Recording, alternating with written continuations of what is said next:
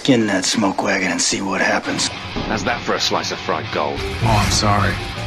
I didn't know how this machine worked. It seems to run on some form of electricity. And it was wrong. It was a bad call, Ripley. It was a bad call. Bad call. Some are good for fighting, others for dying.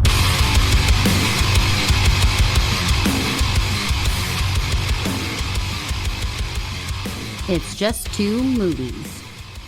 Welcome back to another episode of It's Just Two Movies. My name is Daniel King. Today we got Birdman. Hi. If it's your first time tuning into the show, what we do is we watch two movies. One's one of us likes, the other one we don't know. We haven't seen it. Maybe it's good, maybe it's bad. It looks bad. Sometimes we've watched them. Sometimes, like, hey, we should. Well, I guess rarely. Yeah, pretty rarely. Yeah. I picked Tokyo Zombie once on the show, and that was I love that movie. Like, I picked it deliberately. Yeah. But yeah, I mean, for most of the part, we watch a bad movie also, and we review both of them because it's called It's Just Two Movies. And sometimes, well, I think every time they have some sort of connection. Lifting the veil here, it's about 12:47 p.m. on a Monday, and I am on my fifth beer. Okay. So we're getting weird. Getting weird. Going to bed early tonight. Can't wait. Got a big day tomorrow, you know? Yeah. Going to Lowe's. So this is summer break, so we try to keep it a little more tight. This was your pick. Yep. And after much deliberation, you settled on The Other Guys. Ooh, The Other Guys, comedy from 2010, action comedy, which is streaming on Hulu currently, by the way. 6.6 out of 10 on IMDb, 78% on Rotten Tomatoes, 64% on Metacritic, 83% from Google users, I guess. Directed by Adam McKay, narrated by Ice-T, starring Will Ferrell, Mark Wahlberg. Adam McKay, also. Adam McKay plays Dirty Mike. Yeah, he plays Dirty Mike. Yeah. The lovely Eva Mendes, Michael Keaton, Samuel L. Jackson, Dwayne Johnson. I also want to give out a couple of honorable mentions here to Ray Stevenson, Steve Coogan, Brett Gelman, I think is hysterical in this. Oh, does he play... Damon Wayans Jr., Bobby Cannavale, Rob Riggle. There's just some very funny that guys in this. How do you feel about Rob Riggle? You know what, man? I like Rob Riggle. I don't. I like him because he's doing his shtick. I don't. Okay, so the guy that he plays in everything, I don't like. I don't. But I think that's a good thing, I guess, because like I'm supposed to not like him. You're supposed to not like him, right? Yeah, and that's. I think I just don't like his shtick, like his style of comedy. Bam! His like big, him, loud. I actually kind of like him in this, though. Mm-hmm. Almost everything else I've seen him in. Oh yeah. He's just not as funny as he is in this, I guess. Yeah. I don't know. So what'd you do? What do you think I did? I took the belt off my neck and I got the hell out of there. I thought I was gonna have to shoot my way out. What bar mitzvahs? All right, so if you're listening and you've never watched The Other Guys for some reason, Danny here is going to give you a quick rundown. I think what we'll do is we'll just do a quick rundown and then maybe talk about what we loved. Okay. And I doubt there's a lot that we didn't like. Do you want me to just narrate the whole film? Right. In Ice-T's voice. New York City.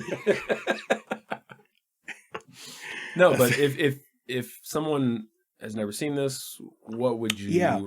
So you've got two hero cops. They die in an unfortunate accident. Everybody in the precinct's like, who's going to be the next, pair of hero team cops or whatever. And a unlikely pairing in Mark Wahlberg and Will Ferrell. Yep. They happen upon a big financial, like a Ponzi scheme. Yeah. They happen upon a Ponzi scheme. Right.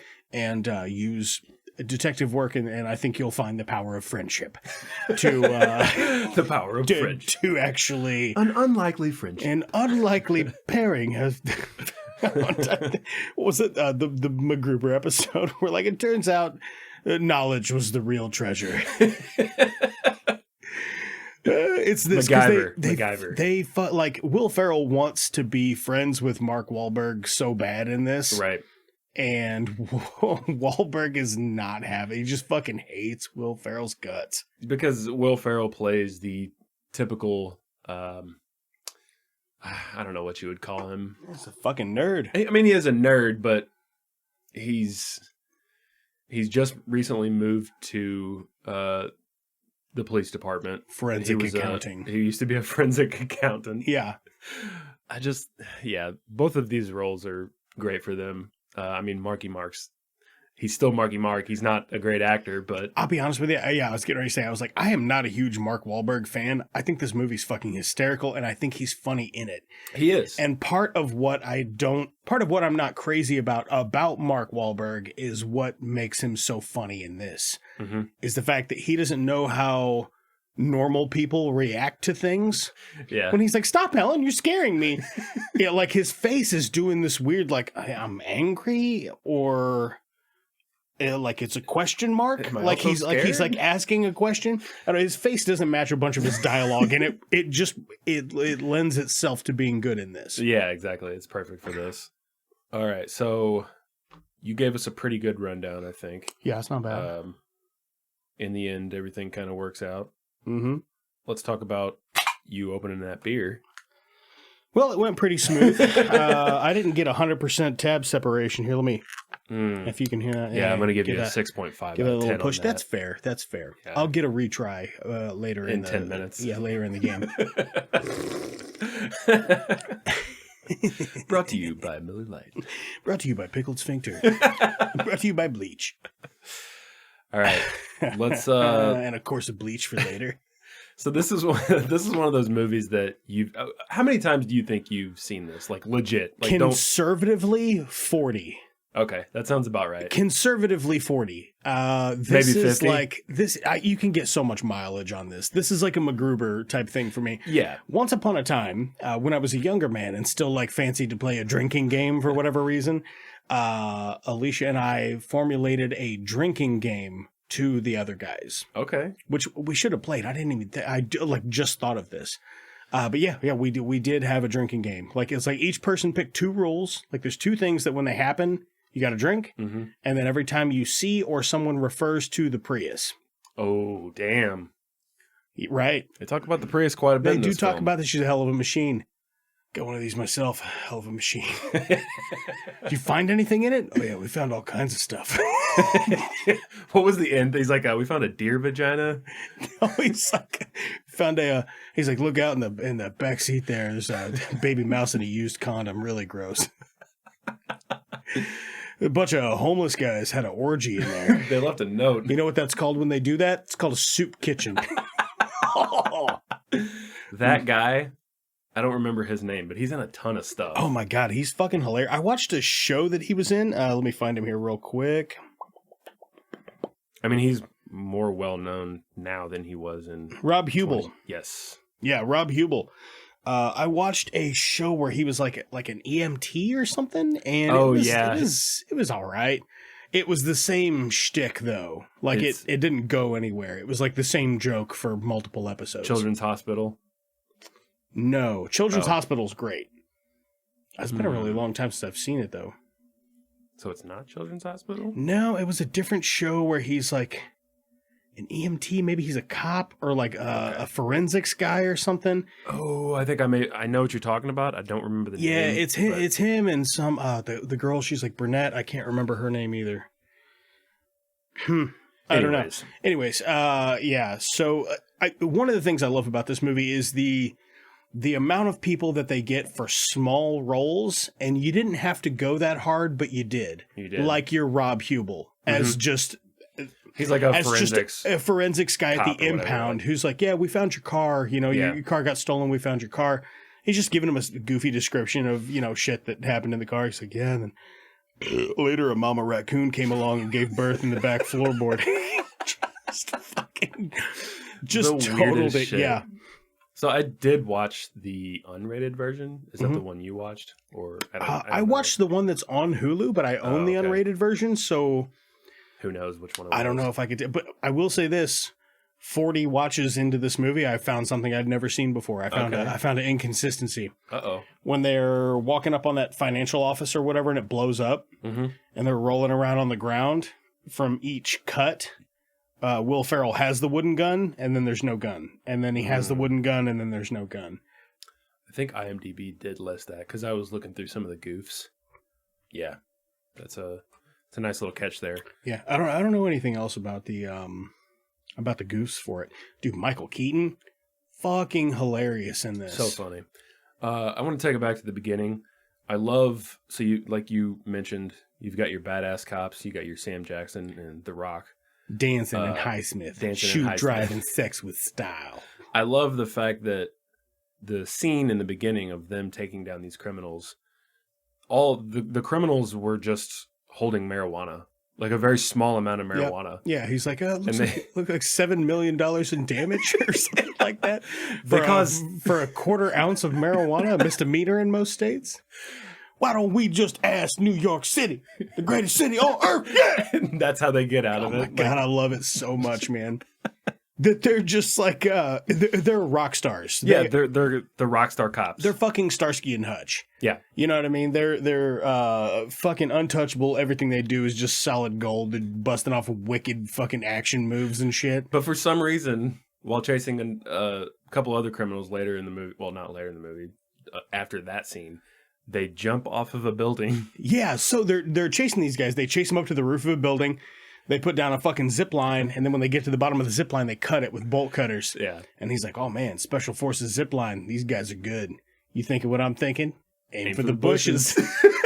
And there are no bushes. They fucking just leap off the building, and they play the fucking Foo Fighters. There Goes My Hero. Yeah, which is a perfect song for that moment, because like they're running towards the edge, and you hear those drums. Yeah, it's good. It's good. There goes my hero. And then they just hit the fucking pavement and die. And later it's like, it cuts to the next thing. It's the funeral. And, cops still argue to this day why Dancing and Highsmith jumped. Maybe it's their egos pushed them off, having survived so many brushes with death. I don't know. That shit was crazy. And then love your iced tea. Then it cuts to, thank you. Then it cuts to Will Ferrell as Detective Alan Gamble and Mark Wahlberg as Detective Terry Hoyts. And they're standing there, and he's like, there wasn't even an awning. No, I know. It was just jump 20 stories. It doesn't make sense, does it? The next thing I have... the priest. The priest. I only hope that God lets them take their 357 Magnums with them to heaven. The next thing I have is...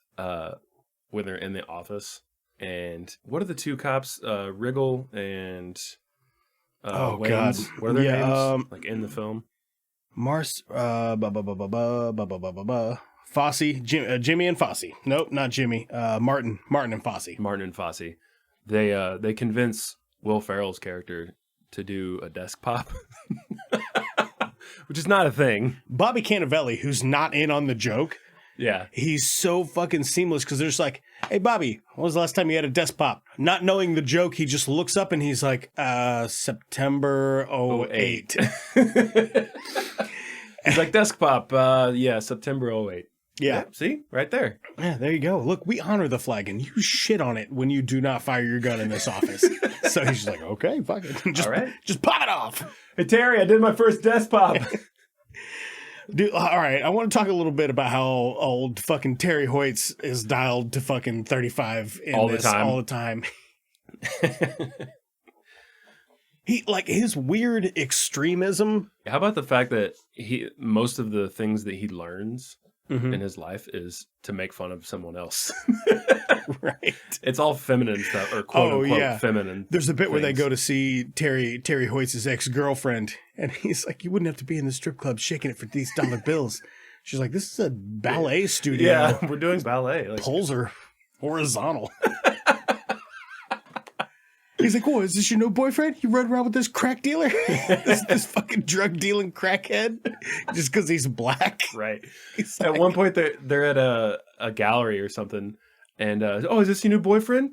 And the dude's like, "I'm gay. I'm literally wearing a shirt that says I'm gay." Is that on the... It might be on the unrated. That might be on the unrated version. I was like, I don't know. Where's the gallery at? Which scene is that? That's towards the end, I believe. His girlfriend, or his ex, she works at a gallery. You're absolutely right. Yeah, I have seen that on the extended cut. Okay, so this is what I watched was the extended. Yeah, what you watched was a different version than the version that I just watched twice. Okay, so I think we had some deliberation picking the movie. Yeah, and when you were like, all right, The Other Guys. The day that you texted me that, I had actually just watched it the previous night before, so I didn't have to, go that hard and watch it again. But plus, you've seen it 40 times. I'm a responsible journalist. Yeah, exactly. I like to do my fucking homework. You like to get in there and do the legwork. I like to get in there, and at age 8, I audited my parents, and believe me, there were some discrepancies, and I was grounded. What are you? So I think the difference is like 10 minutes. There's an extra 10 minutes in the unrated version. So that scene, I wonder what other scenes are different that aren't in the standard version. Are there any other scenes where she's working in a gallery? Because I think there are 2 that There might be 2. They might have cut the whole gallery thing. Maybe that's what it is. I mean, I want to say Eva Mendes, fucking hilarious in this. Yeah, she's in this for sure. She is in this. She's this is primo Mendes. How would you describe Alan as a husband? Abusive? Mentally and verbally abusive? Verbally abusive? Oh, like, man. He goes, he's talking to Terry Hoyts. He's like, here, you should come over to my house for dinner. We'll talk the case down. Yeah. You can meet Sheila. You have to forgive her. She might act like a world-class bitch. She's a big broad and she likes to wield it. They go over to the house and Terry's like, she comes in. She's like, oh, sorry, I was in the kitchen. This dinner was tricky. Yeah. And she's looking great. Right. And Mark Wahlberg's like, who is that? He's like, that's my wife, Sheila. He's like, oh, come on. Who is that? You going to tell me who that is? And Am I being punked right now? Right. So they're having this hilarious scene about he gives her a kiss on the cheek and she walks in the other room. He's like, seriously, who is that? Seriously. And they cut to the next scene and he's just making big doe eyes at her. And Mark Wahlberg, like, yeah. So why are you with Alan? I mean, how did you meet? That came out wrong. How did you and Alan meet? Which is also another It's like that movie. She's Got Mail, which that's not the name of it, by the way. Tom Hanks and Meg Ryan. He had poison ivy up his ass. He didn't have poison ivy up his ass. Pretty sure he did. Mark Wahlberg's seen it because he's like, later he says a line and fucking Will Ferrell shoots him a look. He's like, I saw it on an episode of Touched by an Angel. The stuff in this is great, man. Michael Keaton. Dude. Put Michael Keaton in more funny shit. Michael Keaton, the bit where he says the names of, like, he mentions in conversation the names of TLC songs, but he doesn't know that they're TLC songs. Right, or he won't admit that he does. He won't admit that he does. It really cracks me up because they could have used that through the entire film, but it doesn't happen until an hour in. Right. You know what I mean? And they still do it like 4 or 5 times. Right. And he's like, hey, don't go chasing waterfalls. And they're like, you just did it again. You just quote a TLC reference? He goes, what? What is that? I don't know what that is. I don't understand what that means. He's like, listen, you better come correct because I don't want no scrubs. Listen, you really stepped in hot water on this one. You really stepped in it. You're going to do this, you're going to have to creep. Creep. He's so delightful, man. Like at the end when Alan gets shot and Michael Keaton's like, he's dying. He's dying over here. He's like, no, I'm just resting. Just resting. He goes to get up. He's like, sorry, I got a bad knee. He just puts his hand on Alan's face. The guy that just got shot. Oh my God. Yeah, he's such a delight, man. Also, Michael Keaton working a second job at Bed Bath & Beyond. Right. When he's giving the briefing at Bed Bath & Beyond, and he's like, all right, guys, we got the new bath mats are in. Everybody's like, yeah. He's like, also, we got a serial rapist in fucking Westburn Heights or whatever he says. And he's like, okay, sorry, that's from my other job. Ignore that. Well, don't ignore it if you live in Westburn Heights, walk in pairs. And they're all like, what the fuck? Okay. Yeah, man, really great role from him. Will Ferrell just keeps calling him Gene. And he's like, no, Captain. It's Captain. And he's like, I'm your Captain. Sorry, Captain Gene. No, don't call me Captain Gene. It's like I have a children's TV show. Like, it's creepy. Just Captain. Just Captain. So, Will Ferrell, throughout this whole thing, here's a few things you need to know about him. He loves the, the Little River Band. He loves LRB. Yep. He loves his Prius. Oh, yeah. Hell of a machine. And he used to be a pimp. He used to be a pimp. Yeah. That little bit, man. When he's like, come on, man, you got to talk to me. what are you running from? He's like, I was back in college. This schoolmate, the university I went to, decided they needed to raise tuition. My friend Brenda decided she'd go on dates with guys, She needed a little money. She needed my help to, make sure the guys paid her and for protection. Before I knew it, I had, what do you say, like 17 ladies under my protection. He's like, those are stable whores, man. Later, he's like, one day I looked in the mirror and I didn't like what I saw. He's like, can't have a conscience in the pimp game. He's got a whole grill, like, oh, man. Yo, man, they're like dragging the knife across his face. He's got a pistol. And those stupid fucking bucket hats. I don't know what those are called. Oh, fuck. What are those called? I don't know, but he used to call himself Gator. Yeah, he was Gator. He was Gator. Gator, he's talking to Sheila. He's like, he wants some money. He wants some walking around money. Gator ain't never been about that. Ain't never been about playing no shit. Towards the movie, he walks in on Michael Keaton, and he's like, Gator needs a scat, bitch. Michael Keaton's on the phone. He just gives it to him. Yeah. There's another scene that I love where it's just a little bit. I can't remember if Will Ferrell's character calls Michael Keaton. I don't remember what it is, but Keaton's just got a gun at his desk, and he's just like kind of playing with it, and he drops it. He's like, oh, fuck. Like, he is not a very good man. They did not have to. They like this is good attention to like, where can I squeeze in a joke? Yeah, like it's not every opportunity that you get. It's not too much, right? It's just enough where there's a laugh every 30 seconds for like the whole movie, right? Like even when they're like at the beginning of the movie, they get the Prius stolen. And also like a little joke, like when they're getting jacked out of the Prius and those people are taking the guy that they suspect, the character named David Ershon, played by, let me find him here. God, he's way down the list. Where the fuck is he? Right? Why is he so far down? He was in most of the movie. Steve Coogan. David Ershon, played by Steve Coogan. He's getting kidnapped by security detail from a, whatever. Doesn't matter. It's not important. Anyway, they had previously been to a crime scene where they hit a bunch of big pile of cocaine, and the car's covered in cocaine. They're getting carjacked, and one guy with an assault rifle, he's just standing in front of the car, wipes his finger across the hood, and like rubs his gums with it. Just gets a quick numbie. You know what I mean?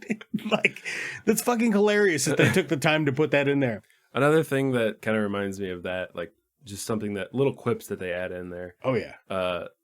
There's a news bit where they're talking about David Ershon, and it says it's like David Ershon spends his time with the lead singer of Maroon 5. Like just some of the random shit that they throw in there. And the guy on the security detail when he's like about to beat Mark Wahlberg's ass, he's like, I love three things.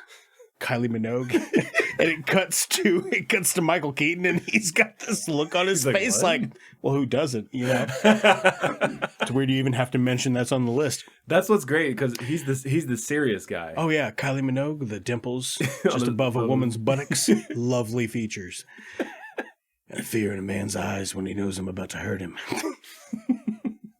I love Bobby Cannavale in this when they go to the fucking, this is firing your weapon in the line of duty. He's like, partner tosses me down a Mossberg shotgun. Mossberg pump. I send two to his chest. Game over, bitches. Yes, but how did that make you feel? Like a Viagra pill with a face. That's perfect. Terry Hoyts talks about his thing. He's like, he pulled tunnel duty during a baseball game of the World Series, and he shot Derek Jeter in the leg. So he's known in New York City as the guy that shot Derek Jeter. Yeah, he's like, everybody calls me the Yankee Clipper. Because you shot Derek Jeter. I lost $5,000 on that. You should have shot A-Rod. He's a biracial angel. Derek Jeter says about it. You asshole. Oh, shit, What's he saying? Derek Jeter when he shoots him? You dickhead, you shot me. I'm Derek Jeter. Yeah.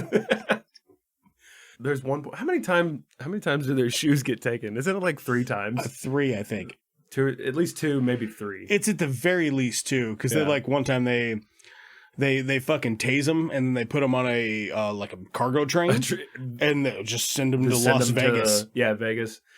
I like when they get back. He gives Alan, the captain gives Alan his Gunback, Mm-hmm. Will Ferrell's character.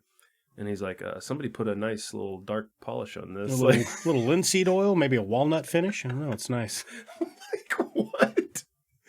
Who took the time to do that? You know, to write that joke in there. Yeah. That joke speaks to me personally because I like a little light woodworking stuff, and I have a canister of linseed oil, and that's what I use. That lovely bread box we have in the pantry. It's linseed oil. They put that joke in there for you. Mm-hmm.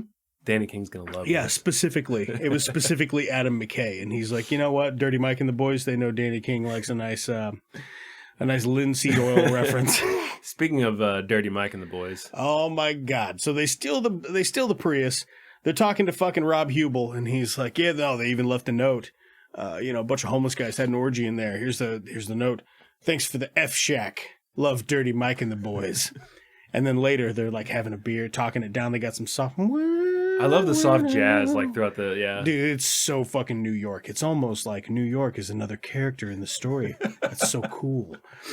They're playing that fucking just that talk down New York cop fucking saxophone jazz. Yep. And then there's Dirty Mike just comes out of show nowhere up. and he's like, hey, we're about to have us a little screw party in this Prius. You guys want to join? Hey, are you Dirty Mike and the boys? Yeah, why? NYPD. Cheese it, boys. Cheese it. I love that Adam McKay was like, we will have sex in your car again. It will happen. I love that he's like, that's me. I have to do that part. God, it's so fucking funny, man. Because I didn't know that was him until like 6 months ago. I know it was him. I think I looked it up at another point and I was like, oh, that's fucking hilarious. But I had forgotten because it's been, years. The bit where, just going back to where they find the car and the dude's giving him a rundown. I think I mentioned it earlier. At the end, he's like, found a deer vagina. Thought it was human lips. Is that in the rated? I think that's only in the right? unrated. Okay. Yeah, because I That's what I have was seen thinking. that before. But I was like, when you were talking about it earlier, I was like, no, it's got to be a different scene because I don't remember that from last night. So that's got to be in the extended cut. That's fucking hilarious. A deer vagina. Thought it was human lips. Like, where has this car been? God. Oh, you know who else I really liked in this? Christineth and her husband. Oh my God, dude. That guy is fucking hilarious. That dude's hilarious, and she plays a good crazy person. That is... Natalie Zia plays Christineth. Oh. And her husband, Hal, played by Brett Gelman? However you say that. I always thought it was Gelman. Okay, that works. Yeah, but... that whole scene where they go to her house. Gelman's fucking hilarious, man. I just... Something about his shtick. He's in Stranger Things, too. I've been watching... I'll caught up on new Stranger Things. We'll talk about that later. He's just very funny. I like the way he's like, you know what? In Hollywood, I'm pretty much dollar store Paul Giamatti, so let's change the brand a little bit. And he's just more zany and goofy and funnier. And boy, he just can do a lot of stuff. Yeah. And I'm always impressed with him, and I always think he's funny. He is goofy as hell in this. Brett Gelman. Who plays Christina? Natalie Zia. Or Zay, however you say it. She is also in Justified. There's a hilarious thing because I think traditionally people would be like, Mark Wahlberg is attractive, Will Ferrell is not. But they do a joke in this movie where like every super hot woman is just head over heels for fucking Will Ferrell. Yeah. Will Smith. I said Will Smith. Probably in this world also. Yeah, right. Yeah, he's charming. But like Wahlberg's always like, what is it with you and hot ladies? Like, what is it? I don't know. A little bit of practice and you've got the Wahlberg. You think down. I can get in there? I think so, yeah. Well, what is it? Stop, Alan. You're scaring me. I'll get in there. I'm gonna climb over that impression wall. You want to be a quap? Fucking, he is a quap. That's all he's got until he gets demoted to traffic cop. Oh, man. And then it shows a little montage of him being like, I hate being a traffic cop. And then slowly he starts to love it. Fucking loves it. Because he's like dancing in the thing. Like when he does the ballet, he's like, I didn't know you could dance like that. Yeah, I learned how to do it so I could make fun of other kids, tell them how queer they were. Like, such a piece of shit. Fucking, he is an asshole. Or just like he was into ballet and other kids teased him, I think is the through line. Right. Right, yeah. Like when he plays the harp. He played the harp at his wedding in the post credits. Yes. He's like, he learned to play it sarcastically to make fun of another kid that lived down the street. It was beautiful. I've got 2 other things that I want to mention. All right, lay I them know on we're me. probably getting close. Yeah, we're about the time.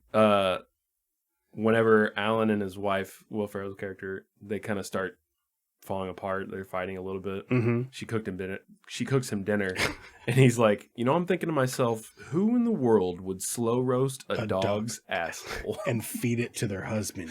You. You are Alan, being you were awful. just being awful tonight. What's wrong? She's so nice to him. Yeah. God. His app, face back. Can't tell him, honey. Take a picture of anyone's face, tell you what the back of their head looks like. Face back. Face back. They use it later in the movie. Got some really terrible reviews out of the gate. It's going to hit, though. It's going to hit. All right, the other All thing. right. Oh, no. Yeah. Sorry, I'll go one more thing, and then you can. I love the bar montage. Oh, my God. Because it's just stills. No, we're not drinking. You're about to go drinking with Terry Hoyts. Yeah. I'm a bee. But it's just like the whole montage is just stills of them doing different crazy shit. I love it. It's done like in a freeze frame, like rotation sort of thing, where it almost kind of reminds me of like a Norman Rockwell painting. You know, like that slice of Americana. You know, everything's softened a little bit. Yeah. Like the lighting and and it's fucking hilarious. It's done really well. Yeah, because like they pan from these different, spots, but they're right there. Like it's almost like they're right in every little nick and cranny there. And every one of them is fucking hilarious. Yeah. There's the one where Will Ferrell's biting a priest. Just biting his arm at the bar. Shooting a gun. He does. It shows him shooting a gun like 3 times. Right. All right. What else you got, man? Well, I think that is pretty much everything I really wanted to say about it. Obviously, we're not going to go through the whole movie. I think David Ershon's funny. The guy that plays David Ershon. He bribes him a bunch of times. Yeah. I thought that's a he funny bribes bit. Him with tickets. Yeah. I liked the bit with him and all the shit he's going through. Oh, yeah. Like the big bad, quote unquote, the big bad. Right. It's not your typical... it's because it's got a little bit of depth to it, I think. Yeah. You know what I mean? Yeah, it is. Well, he just I don't know, he's a sleazebag weasel. He got too big and he just got in league with people that were over his head. Right. And he shouldn't have. Right. But what else is he going to do? What would you do in his position? I would probably do what he did to save my skin. Yeah. Because he just kind of seems like a moron. Right. I guess it probably has been done, but I get the way they present it within this film, I think, is just kind of fresh. The other thing I really want to mention is post-credit, it gives you all these like financial market statistics of like Ponzi schemes and like how much CEOs make and how much the bailout cost. And I bet I had seen this movie 30 times before I discovered that that's part of the movie. Really? I had never seen it.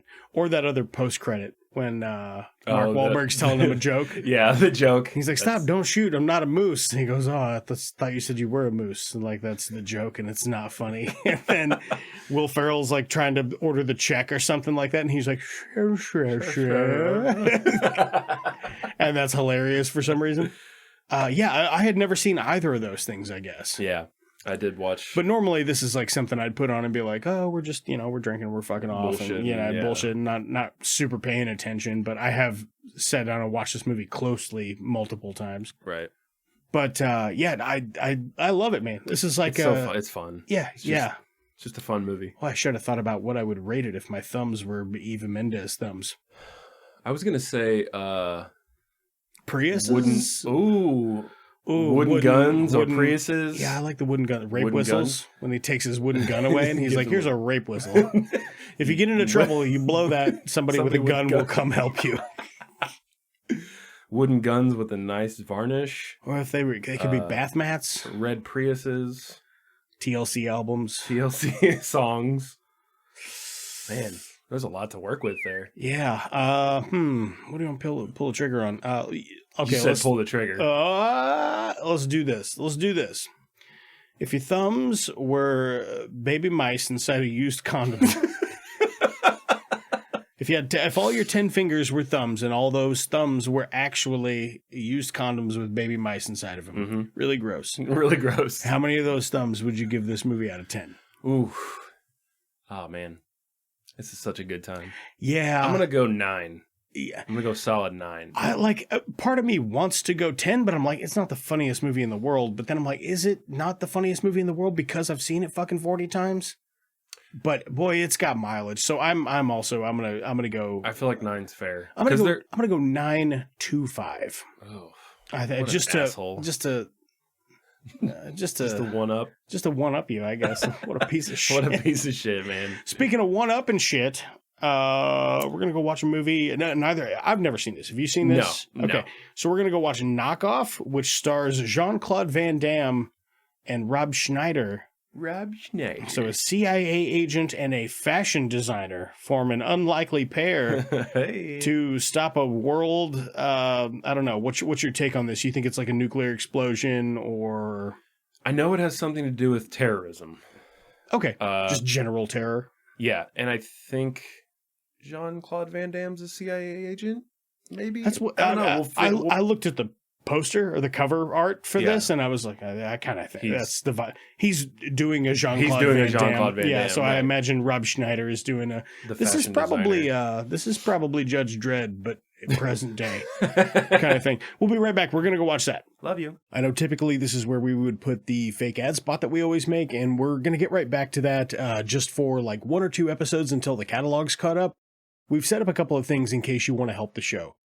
We are now on Buy Me a Coffee. So if you want to chuck in a couple of bucks, it just helps us to do the show. It's all going right back into marketing and for us to get free shit to give out.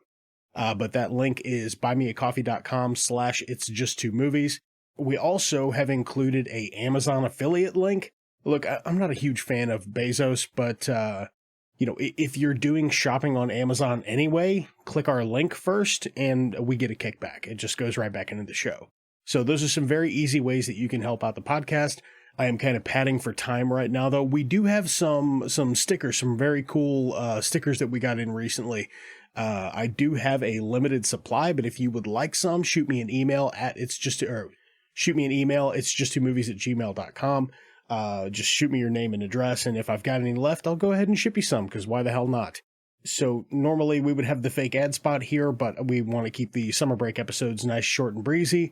So I will paste one in, and anyway, you can get back to the show. The end of the workday is growing near, so it's time to grab a Tater's fucking ice cold beer. Tater's beer. Introducing Tater's Classic, the original recipe. Now coming to you in 2 ounces, in 2-ounce 16 packs. Or, if you're extra thirsty, you can order a gross of cases. That's right. At select choice locations. It's a pretty good Pilsner. Yeah, for me, I mean, it reminds me of other beers that I've had that are just light Americanized Pilsner style beers, You'd probably drink it. Like Pillar Light. But I like the subtle hints of gerbil food. I like to make a mixed drink. I can't even say this. It's too fucking stupid, man. I like to... You got it, dude. You got it. I like where you're going. I like to give myself a rim of fish food on my beer glass. And a little bit of fish in the glass, and pour myself a taters in there, and I call that a fish and chips. Tater's Classic Pilsner. At 2 ounces in 16 packs, coming to a store that might be near you. Only in Bradford County. Tater's Classic Pilsner. Sometimes available in Bradford County. And in Wayne County between the hours of 3 p.m. and 7 p.m. Only on weekdays. At select choice locations. And in Reynolds County, only on tap from 2 p.m. while supplies last. Taters. Taters. Taste the tater. Taters. Now brewed with 100% Spud. 100% Spud. Keeping Spud 100. Taters White Boys now on Fountain. Only available at select choice locations within Hayman County. We're back. Yeah, we watched Knockoff from 1998, which is a action comedy Wow, Is it does say action comedy here on Google. Hour 30-minute runtime. It does not on IMDb. I bet it did not when it was in theaters either. But now they're like, we were leaning into it on purpose. Yeah, it was supposed to be funny. This says action crime thriller. Tiny little batteries that explode. You get it. It's very funny. All right, continue. This has got a 4.8 out of 10 on IMDb, a 10% on Rotten Tomatoes, which I think that's unfair. 74% of Google users like this movie. Directed by, what did you say it was? Sue Hark, I believe. Sue Hark. Directed by Sue Hark. Starring Jean-Claude Van Damme, Rob Schneider, Lita Roken, Michael Fitzgerald, Wong. I mean, that's about it. Carmen Lee, Paul Sorvino is probably the biggest name in this. I mean, not bigger than Jean-Claude Van Damme or Rob Schneider, but everybody else in this is just kind of like, whatever. Do you know who wrote this? Please tell me. Jean-Claude Van Damme? No, you wish. So the guy that did the screenplay for Die Hard wrote this. Really? Yeah. Stephen E. D'Souza. How many people on crystal meth did they get to work the camera?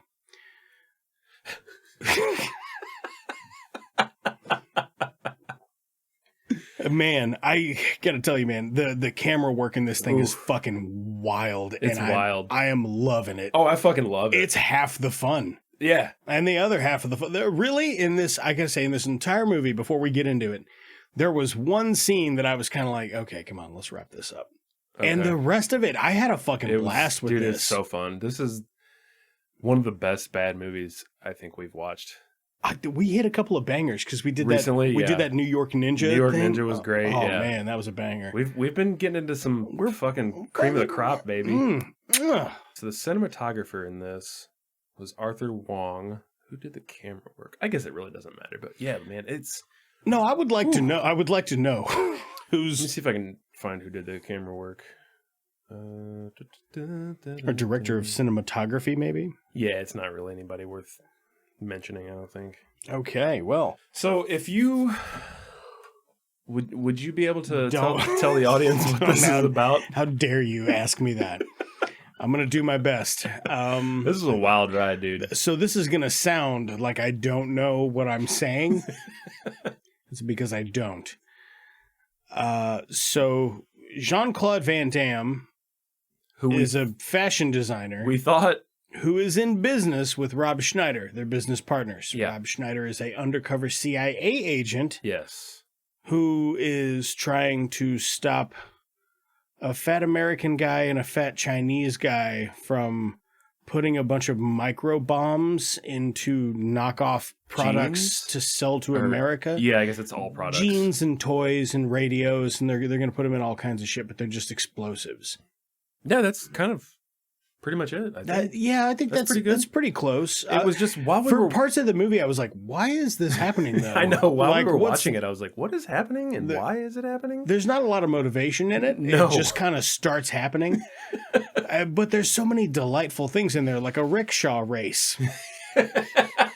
There's a bit where a shipping container, it fucking the bottom drops out of it, and just fucking jeans fall all over the place, like pairs of blue jeans. And it's meant to be very tense. Yeah. Like, oh my God, mother of God. Not the jeans. Not the jeans. The things that they focus on in this film, like that they really pan in on and zoom in on. It's like, why is that? Oh my God, it's right delightful. Now? Could you imagine, Birdman, what it's like to be the number 4 on a clock? Could you imagine what it's like to be a tiny plastic figurine on a desk? Could you imagine what it's like to be blood on the inside of a woman's pussy? Can you even comprehend what it would be like to be a Walmart bag full of water? It's just really weird shit. Could you imagine what it would be like to be Deuce Bigelow? European Gigolo. European Gigolo. Oh my God. Yeah, there was a bit where you're like, that's the best acting Rob Schneider's ever done in his entire career. And it was. One brief, like 5-second scene where he's like just getting unhinged. Yeah. It was pretty good. I would dare say it rivals Hot Chick. Oh, Hot Chick. Is it Hot Chick or The Hot Chick? Does it matter? Right. That movie where Rob Schneider's a teen girl. It is the hot chick. Yeah. Oh, Robbie Schneider. It's got Rachel McAdams in it, though. Full disclosure, I like Deuce Bigelow. Yeah, the first one. Yeah, it's dumb. Stupid. It's really dumb. I'm here for it. So am I. So when we were 15 or however old we all were when it came out, yeah, it was fun. When we were either 5 or 25, infants or 25, you'll never know. But we approach it with a boyish charm. A boyish charm. When that prostitute's like, you give me $300, and he's like, you give me $10. Good stuff. None of that's happening in this though. So what do you think about the action in this? Because this is definitely an action movie. It is. Where are we at on action here? What are you thinking about this? God, the fucking shoe blowout during the rickshaw race. There's a shoe blowout during the rickshaw race. It is comically hilarious. I don't understand why they focused in on that. I don't get what it is either. I guess because those shoes were knockoff. Like, a lot of the products in this are knockoffs of, like, the shoes are supposed to be Pumas, but they're spelled with 2 M's. They're Pumas. Yeah. Yeah. The action in this, laughable at best. Yeah. There's some okay fun though. There's some okay like kung fu-y stuff in it. Yeah, but it's all done so silly. Right. Like they do a bunch of gags with like a jackfruit. Because they're like, oh, it's pokey. Ooh, I hate this fruit. Oh, was that when they were in the Buddha? Giant Buddha? They're in a giant like stone Buddha. And then they get inside of it and it's just a warehouse. For fruit? Yeah, for fruit. What the fuck? That's all that's in there is bombs and jackfruit. And a scooter, and it's humongous, bigger on the inside kind of thing. You know what I mean? Right. Oh man, that whole this movie was really fun. There's some weird shit there's some weird shit in here, and I'm into it. Yeah. I'm into it. I wish I could more accurately describe the stuff that's going on with the camera. Right. It's like you mentioned at one point. It's like almost like if someone were doing LSD. Yeah, like they do like an LSD, like like a tracer kind of effect on people running and moving, and you're like, are they high now? What is this?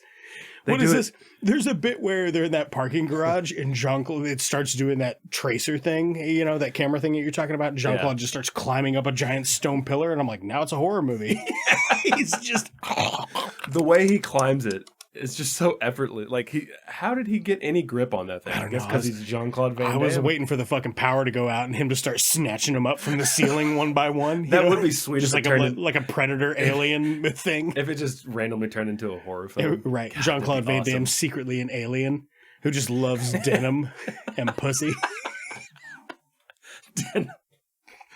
Oh man! So we were totally wrong on this. He isn't. So Jean-Claude Van Damme, we thought he was the CIA agent. No, he's not. We just kind of assumed that he was. He is a fashion designer. He's the quote-unquote fashion designer, which he's kind of not either. He's kind of not that either. Yeah, it just seems like he just kind of works for everybody. Right. But they're like, oh, at the end, he's like, we were partners. I'm like, you were partners in what?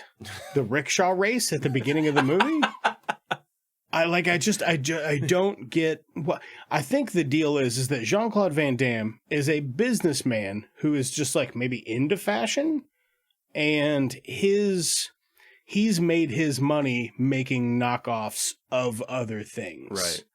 So, and he partnered with fucking Deuce Bigelow. Right. And who is actually our CIA agent. CIA Gigolo. CIA. That's the movie I want to see. Right. Deuce Bigelow, CIA Gigolo. He just waits until somebody's like, yeah, here's money for your penis. And he's like, you're under arrest. You're under arrest. That's the whole movie. Slaps the cuffs on him. End credits. You're under arrest. All right, so how do we make it? Okay, yeah. How do we make Deuce Bigelow, CIA Gigolo, featuring Jean-Claude Van Damme? Jean-Claude Van Damme will be like his handler. Oh, okay, you know what I mean. There we go. I don't know if you can be in the CIA. Can you be in the CIA if you're from a different country of origin? Is that a? Yeah, I mean, you have to be a citizen for. I think you have to be a citizen for X amount of years. For X amount of years, I would assume. Yeah. Because Jean-Claude Van Damme, he's from Belgium. Yeah. Okay, so he's Belgian. He's all about waffles and. Dude, he loves waffles. Does he? You know what he also loves? He looks in this movie like he hasn't had a carb since the 80s. Right. You know what he also loves? And I learned this. You might already know this. I learned it. Doing a kick? I learned this on Wikipedia. Not really that funny, but he had a really serious cocaine addiction during all of this time. I think that's hilarious, actually. You do? Yeah. That's fucked up, man. I know the joke is because of who didn't in his profession at this time. Oh, who didn't have that kind of problem? Right, yeah. Yeah, I found out on his Wikipedia that actually he likes cocaine along with every other person who's ever had it. I'm sorry, I don't know much about coke. It's fucking great. So yeah, he had a pretty bad coke problem there for a while. The stress of constant filming, because in the 90s he was doing a shit. Well, I guess was it 80s and 90s? Oh my god, dude, he's in so many fucking movies. Like action movies, like bad action movies. Well, I guess he was in a few. Man, he was in a few really fucking good ones. I was gonna say in the beginning, the OG Universal Soldier. It's a great flick. Yeah, I mean, from memory, he was up to $10,000 a week on cocaine. Seems pretty conservative. Consuming up to 10 grams per day by 1996. Whoa, that's a whole lot of wampum. Jesus, man. Well, kids, watch that newest Universal Soldier movie. You'll find out what that does to you. Cocaine's a hell of a drug. Yeah, cocaine is a hell of a drug. Oh man, wonder what he's up to nowadays. I don't know. Must be nice. Must be nice to be able to get your hands on that much cocaine. Has he been in anything recently that you know of? That Universal Soldier movie. He has kind of been trying to make a comeback. I wonder what his most recent film is. Let's check it out. While you're looking that up, I'm going to try to figure out what we should do about this thing. Because it doesn't have very good direction. No, it doesn't at all. I'm okay with all the characters. One thing I hate is when there's like a very, very Asian man and they're like, oh, that's Steve. It's not Steve. That's not his name. Just use his name. I don't care what it is. Right. Just use it. I fucking hate that shit. Like, hey, Jimmy. Your name's not fucking Jimmy. I know your name's not Jimmy. Just say your name. Yeah, like your English is even clearly dubbed. Just use subtitles. Yeah, there was a lot of dubbing in this, I think, a whole lot of... Well, it's because you've got a fucking Belgium guy, an American guy, a whole bunch of Asian guys. There's British guys in it at one point. When it cut to the scene where it's like the British flag, I'm like, what the fuck is this? Yeah, we were like, wait, where's this going? Right. And it was a newscast that had nothing to do with the rest of the movie at all. They were like, let's just squeeze another nationality in here real quick. All right, it looks like Jean-Claude... The last movie he was in was Haters from 2021. Yeah, so he'd been doing work. Doesn't look like he's like top build though. Well, yeah, probably not. He's how right. fucking old is he? He did 10 grams of cocaine a day for fucking 10 years or whatever. He was in a movie called The Bouncer from 2018. Oh god, I bet that's awful. I kind of wouldn't mind to watch that though. 5.9 out of 10? No shit. I'm debut. Yeah, man. Old Jean-Claude's trying to make a comeback. He's got to get all that coke money back. I guess, yeah. All right, knock off. What would you change about this? First of all, it's got to be about anything else. Anything other than... it can still be about a guy that makes knockoff shit. I'm actually okay with that. I think that's kind of an interesting look at that industry. Although it's not done well. No. I am kind of... It made me interested in it. Like the business, the business of knockoffs. What goes on behind the scenes of some of the shadier stuff. Yeah, you know what I mean? Exactly. Yeah, that's. I was very curious about that. Yeah, I like the rickshaw race. I'm loving the camera stuff. Whew. Some of it made me a little nauseous. I won't lie. No, yeah, some of it did. Well, there's a bit where they're doing some of the shaky stuff, like when he's on the fight when they're on top of a truck, and he's like on a big wooden scaffold type of situation. Yeah. And they're doing that fight. That's the one scene that I was like, okay.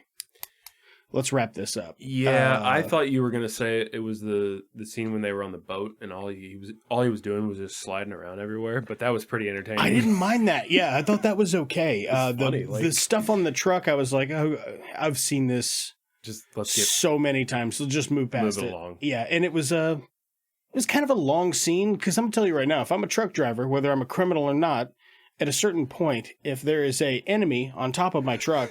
I'm And just there are gonna other hit the people, brakes. There are other people shooting my truck and shooting it. I'm just going to stop the truck. Yeah. Right. And get out Duck of it. or whatever. And get out of it and be like, bang. Bang. Bang, bang. Yeah. Or slam on the brakes or make a sharp turn. Something. You would just something. Do There's no anything. reason for that to go on for 6 minutes. What was up with the guy that kind of looked like Edward Snowden? He was just a greasy American guy, and they're like, "Hey, you got knives in your glasses, though." Yeah, what was the deal? He just like kept pulling out knives. He had were those the knives that like God, they were dumb though. right. They were dumb. Like imagine killing 6 men with just like holding 2 razor blades in your hands. Like you got them between your thumb and your index finger and you're just like just whipping them about. That's kind of what he's doing. They're a little bit bigger. I mean, I'm exaggerating on the size, but not much. Right. It's the weirdest tiny little knives, and they're like, they build him up to be like, God, this guy's fucking dangerous as shit. And I'm like, is he though? There's a bit where a guy's got a little seltzer bottle of acid. Yeah.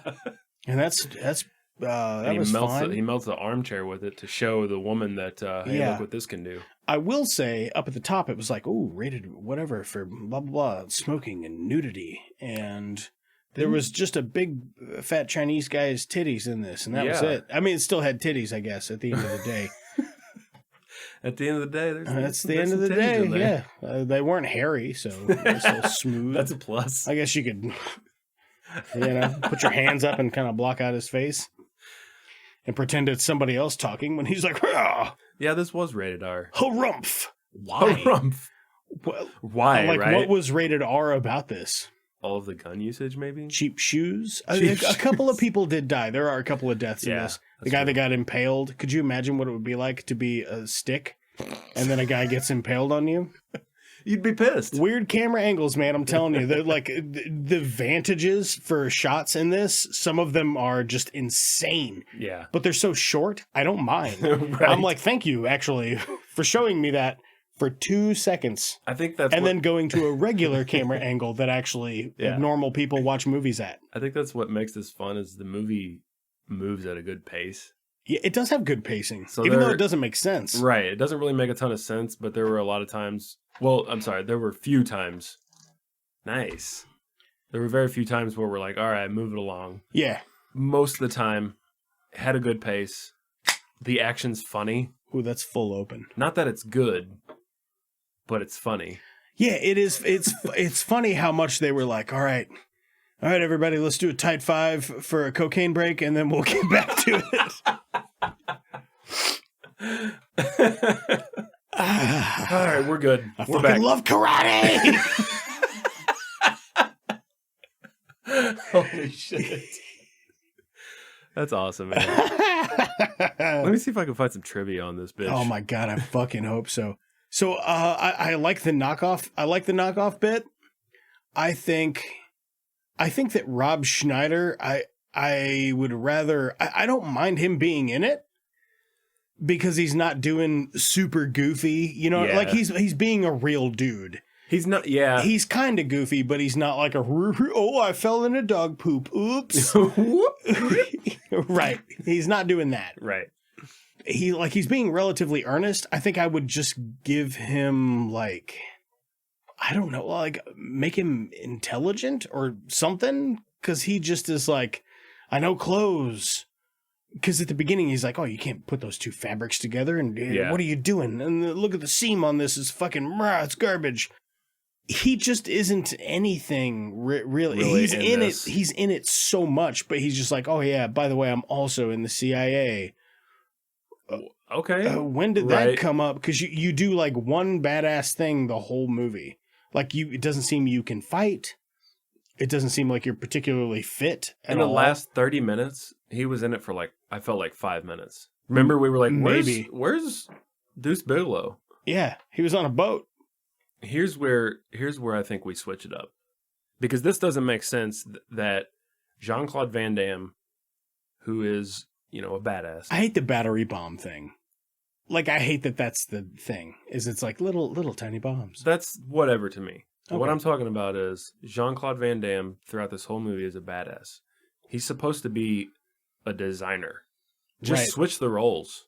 Yeah. Make him the CIA agent. That's even better. Yep. And then Rob Schneider, the designer. Yeah.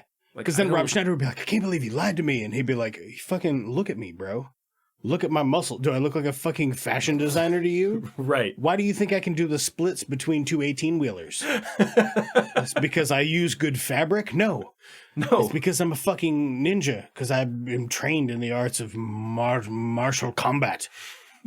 God, I have just been farting over here for like the last 8 minutes. That's awesome. Straight. Dude. It's just leaking out like one little pop at a time. You know what I mean? It's just leaking out. All right. Trivia. Anal leakage. What kind of trivia you got? Jean-Claude Van Damme was held in custody by Hong Kong police for indecent exposure. For having a shirt off, I guess? Probably all the cocaine he did. You think? He's just doing like cutting lines out with his wiener?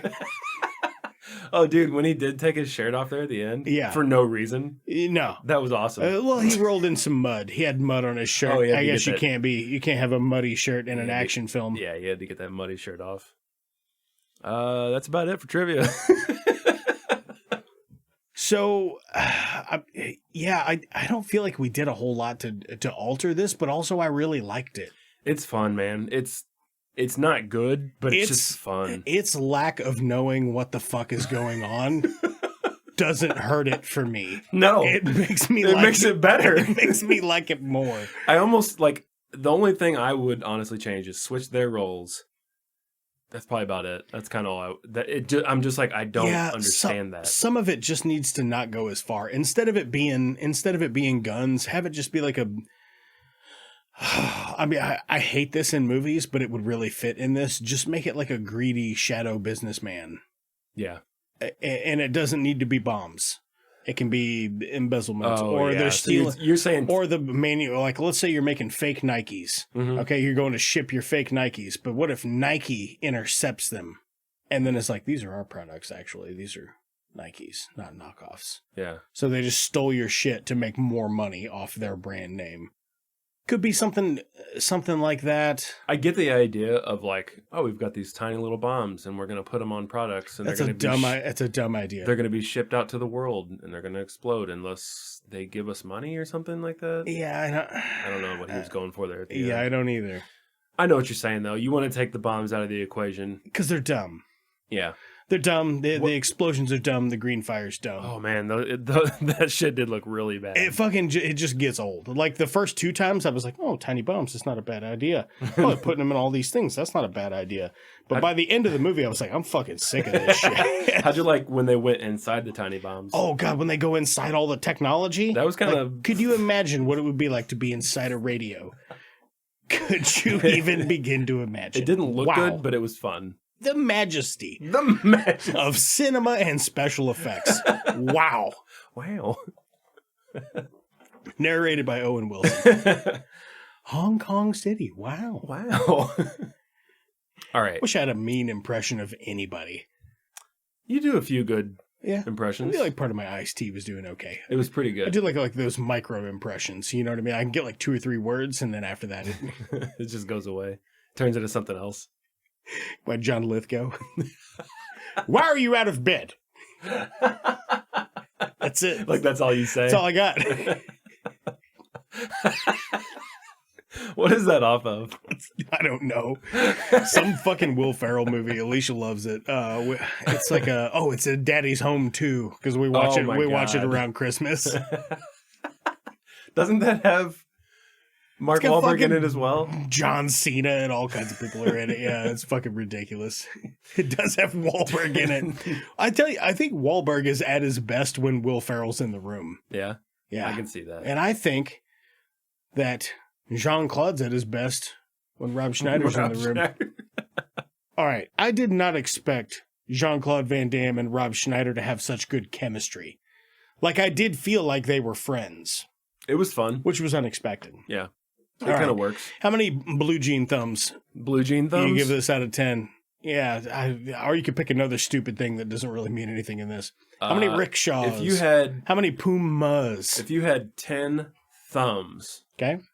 and each of those thumbs was a blown up puma. Okay. I'm talking blown up. I'm talking the top You of talking the blown shoe. out? I'm talking blown out. Ooh. I'm talking the top of the shoe just blows out. How many thumbs would you give 1998's knockoff? God, 9.5? Like, this is really fun. This is really fun for me. Like, there's stuff that irritates me about it, and I still really liked it because it's so fucking, the pacing's so fast. Like, by the time I was like, all right, this is starting to get on my, it's over. Oh, this is over. Yeah, okay, all right. It's a knockoff. It's a knockoff. Fucking titties out. All right, I'm going 9.5 as well. You going 9.5? Yeah, Okay. This is a blast. Dude, 95% thumbs for that. We're fucking crushing it right now. I'm really glad I picked this because I almost went with, what was the other one? Top Dog? Top Dog? Top Dog. Top Dog with Chuck Norris. And a dog. And a dog. Or Stop or My Mom Will Shoot. That was another one that was in the mix. What do you think it is about guys that do action movies that eventually do a movie with a dog? Ooh. Is it like the peak of their career? God, that might be Or like that- once you're the action star and you do a dog movie, then maybe you can just do whatever you want. That's No, like that your- can't be true because Channing Tatum's in all kinds of action shit and all kinds of comedies, and he just did a movie with a dog. Did he? Maybe that means your career's going downhill. I think that's what that means for Did sure. Van Damme ever do a dog movie? Was it Jean-Claude Van Dog? I don't know, but I hope so. I don't think he did, but is Channing Tatum really in a dog movie? Or like Yeah, a movie with a I dog? watched it. Actually, it's not bad. Really? And I'm not really into that whole like, oh, it's a dog and dogs have feelings too, and aren't dogs sweet? Oh, it's And just it's- called Dog. Yeah, that's why I couldn't remember the name. I was like, it's like dog something. It's just dog. It's just dog. All right. It doesn't have the worst reviews, so I guess you're right. No, yeah, it's like it was fine. They put enough levity in it where I'm like I can excuse the rest of the like very obvious shoehorning of like it's sad though because it's a dog. But it's the same thing. It's man's best friend. It's abuse. It's PTSD, man. It's the same thing as every other cop movie with a dog. Kinda, yeah. Because He's that the cop. first, He's like ex-military guy who has to take a who has has to pair with a dog. Yeah, exactly. That's how it He's always like, I don't happens. want a new partner, god damn it. And they're like, too bad, it's dog. God damn it, dog, damn I'll it, have dog. your badge. Is Dog worth doing for the show or no? Probably not.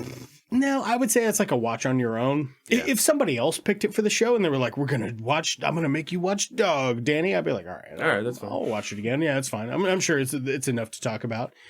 Yeah, it was okay. Speaking of dog, though, you know what time it is? What time is it? It's time we got to go pet the dogs. Oh.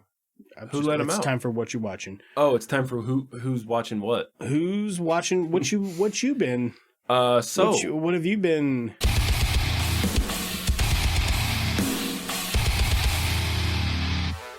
Hey, what you watching? We just watched the movie Chef the other night. Movie 2 nights Chef. ago. Does that have fucking what's his name? John Favreau. John Favreau. Yeah, I was Favreau, like Happy Hogan. What's his name? Happy Hogan. Really enjoyed it. Yeah. Yeah. Have you not watched it? I have not. Yeah, I know what it's about though. Like John Favreau has a food truck or whatever. Well, he starts out as a chef at a famous restaurant wherever he's at, and eventually kind of almost hits rock bottom and gets a food truck. But I don't want to give too much away. But It should have been done in the MCU, and they should have called it Happy's Hoagies. Would have been a nice touch. Like he just quits working for Stark, but it's the same movie. The only difference is the character's name is Happy Hogan, and he opens up a hoagie truck. You would be down for that. I would be down for that. That would be a good. I love a good side adventure. You know, when it comes to all the comic book stuff, I love a good one-off.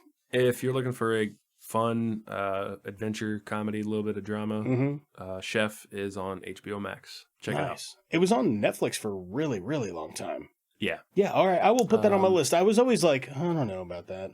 Yeah. But now that you've told me it's good, It's good. Absolutely will It's watch fun it. to watch. It's fun. I watched, God, I've been watching all kinds of shit. Obviously, I've been keeping up with The Boys, which just keeps getting better week to week. I think by the time this episode comes out, the season might be over. I started Barry. Oh, you did? I started Barry. Yes, I wanted to talk about it. Yep, I'm 4 or 5 episodes in. Okay. We can circle back to it if you want, because I got some other stuff I wanted to touch on. I watched Real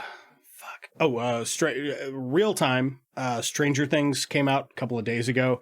Crash Netflix. I binged the rest of that. It was good. It was really good. The difficult part about Stranger Things is season 1 is phenomenal. Season 2 is bad. Season 3, the first half of it is bad. The second half of it is a good recovery. Mm-hmm. And season 4 is like fucking phenomenal. See, I can't do it. Yeah. I would tell everybody else, like, if you're interested in Stranger Things and you don't want to sit through a season and a half of dumb shit, watch season 1. I have. Watch the second half of season 3, Mm-hmm. and then just watch season 4. Because season 4 is fucking so good.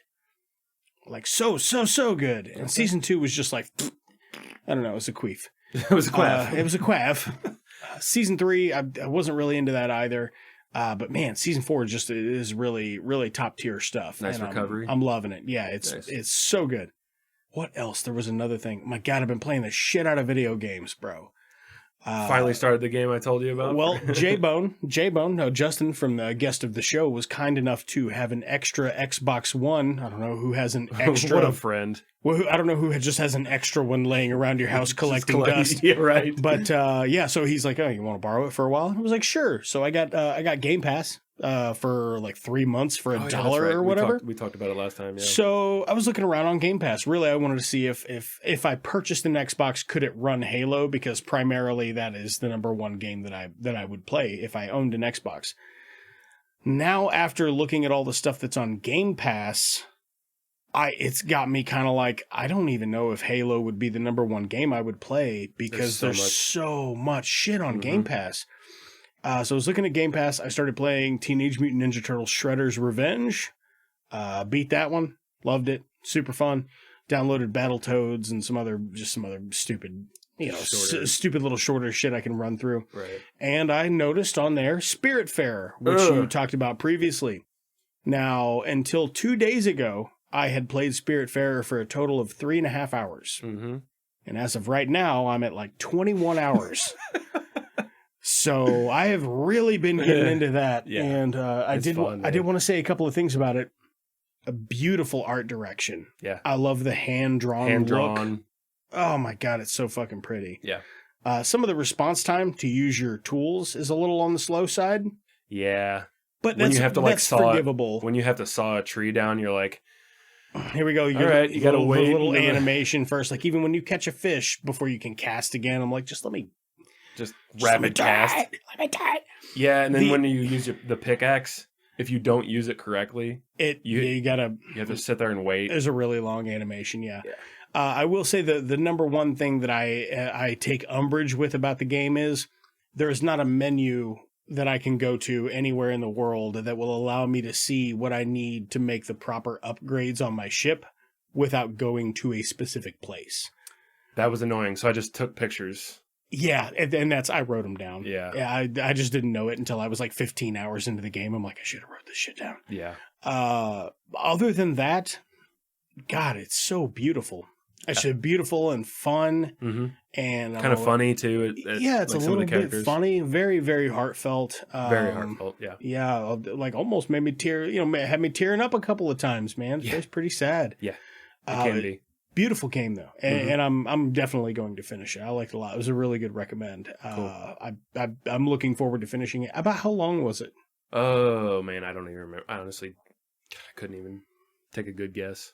Okay, fair enough. If I had my PlayStation in front of me, I'd be like, "Oh, I played for 40 hours." Right? Yeah, I don't remember. I kind of have a feeling I'm like halfway-ish. There might be another thing. Was there anything else you wanted to, or was there something you wanted to circle back to? How do you feel about Barry? I'm really liking it. I watched one episode of it long ago, and I was like, I could get into this. And then I just didn't. Like, I always had something else to do. So, yeah, I'm really, really, really digging on Barry. And what's the guy's name? NoHo Hank. NoHo Hank. Yeah, he's fucking hilarious. He's the best character. I'm liking the guy that plays his handler.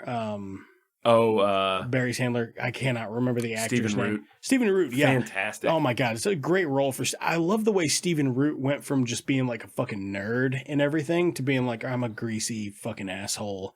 I can't wait. Also a murderer. Yeah. Like I like that role for him. I can't wait till you get the newest season. Oh, me neither. I'm told that it is some of the best television that's ever been made. So fucking good. Yeah. I just finished the newest season. Fantastic. Just gets, it's just good. Well, now you got to get into The Boys, so you can tell me unequivocally, because I'll watch it. I'll watch all of Barry, but I want to know which one you think is better, Barry or The Boys, because I think they're both season 4 too. And I got to tell you, because I'm up on season 4 of The Boys, God, it is fucking twisted. Yeah, so I need to start the new season of The Boys. Do they have a good recap for the whole show? Yes, but I skipped it.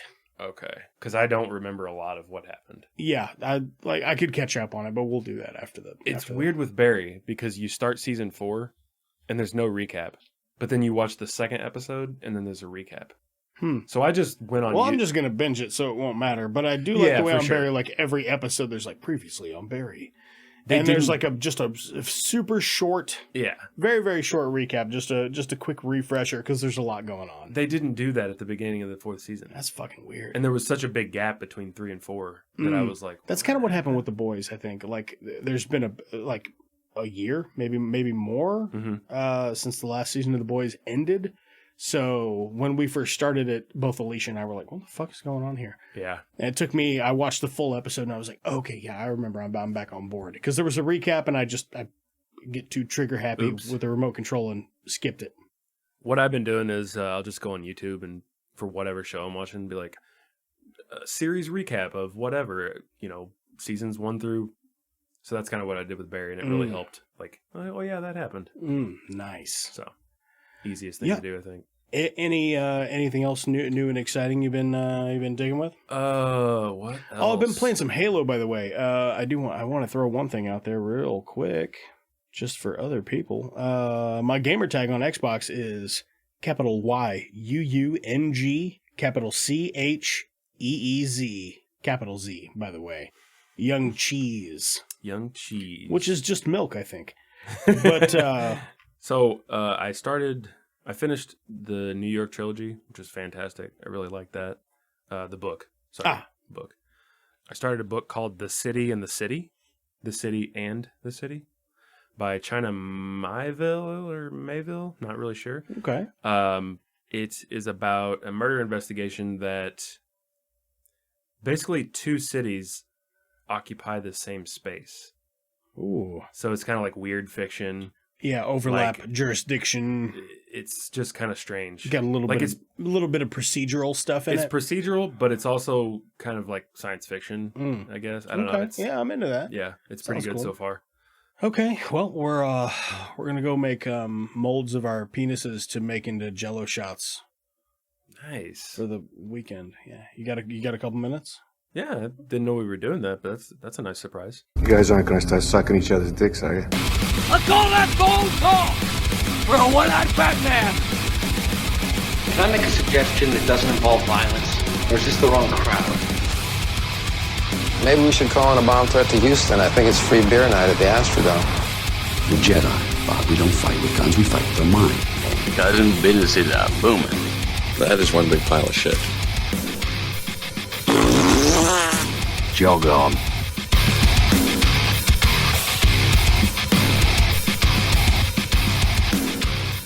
It's Just Two Movies is a production of Blue Cheese and Bacon Studios and can be found wherever you get your podcasts.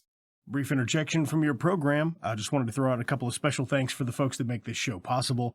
Big thanks to Brad Sexton for our jams, Lamplighter Production for our artwork, Godsized Growing for some musical guest appearances, and Dave, who's our YouTube editor. We probably wouldn't even be on that platform were it not for him.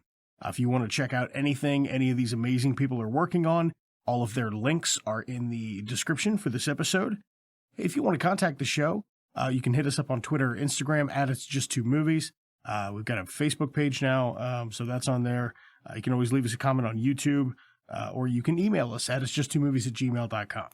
Okay, yeah, and if you like the show, like, subscribe, leave us a review. That stuff helps tremendously. Oh, shot collar. I was Googling shock collar, like for dogs. Yes.